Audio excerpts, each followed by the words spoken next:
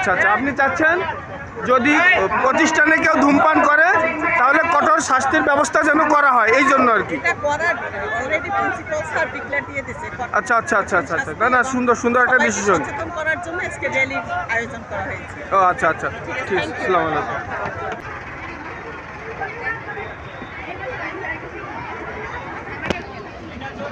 ধূমপায়ী ব্যক্তি নিজেকে ক্ষতি করে এবং পরিবেশ দূষণ করে। আমরা ধূমপানকে ঘৃণা করি।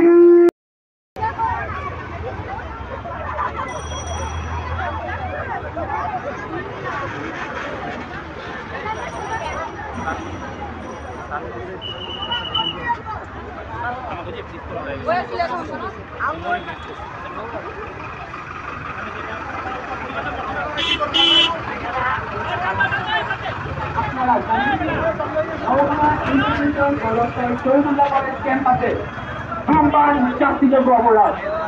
ধূমপান করার কারণে আপনার সন্তানকে প্রতিষ্ঠান হতে বহিষ্কার করা যেতে পারে।